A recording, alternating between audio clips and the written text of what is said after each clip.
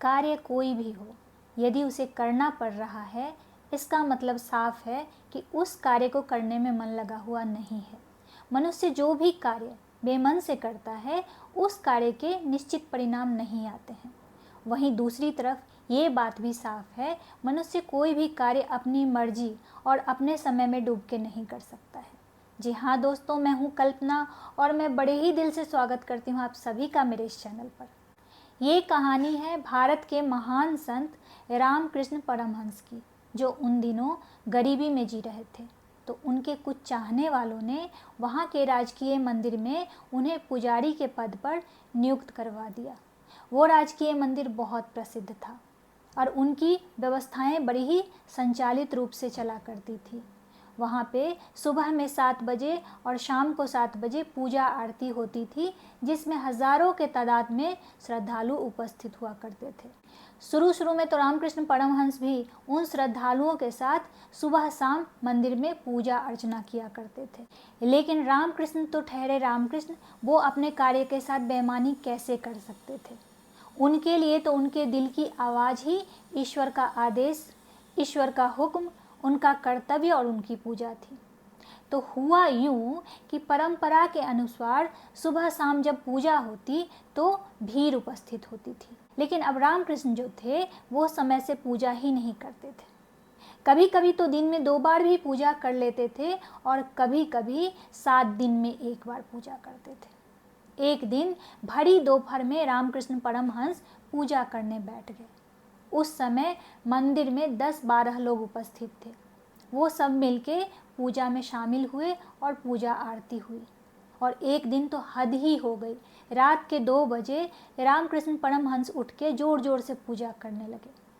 लोगों ने समझा कि ये पुजारी पागल हो गया है, तो लोगों ने उन पर ध्यान देना छोड़ दिया।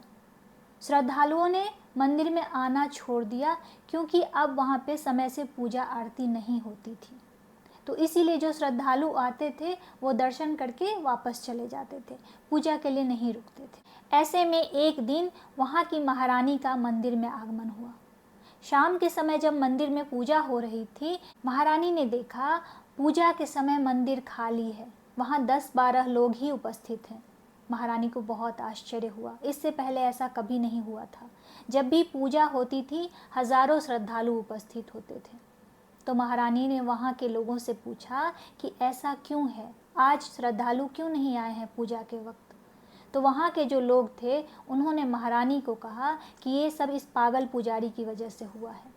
जब से ये पागल पुजारी आया है, श्रद्धालुओं ने आना छोड़ दिया है, क्योंकि इसके न तो पूजा का समय होता है और ना ही पूजा का दिन। कभी कभी दिन में 2 बार भी पूजा करता है और कभी कभी 7 दिन में 1 बार। महारानी ने रामकृष्ण परमहंस से सबके सामने इस बात की सफाई मांगी। तो रामकृष्ण परमहंस मुस्कुराते हुए बोले, पूजा तो आती है तभी होती है, उसके आने का समय और दिन आप निश्चित नहीं कर सकती हैं। मैं कौन होता हूँ पूजा करने वाला। मेरे अंदर तो जब पूजा आती है मैं निकाल देता हूँ। कभी कभी दिन में 4 बार भी आती है और कभी कभी 7 दिन में 1 बार भी। और जब जितनी पूजा आती है तब मैं उतना पूजा निकाल देता हूँ।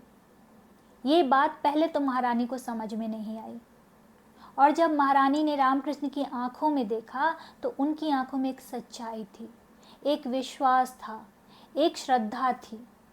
महारानी ने जब इस बात का आशय समझा और पूजा का सही अर्थ समझा तो उन्होंने उसी समय मंदिर के समय पे लगी हुई सारी पाबंदियां हटा दी और रामकृष्ण परमहंस को वहाँ का परमानेंट पुजारी नियुक्त कर दिया।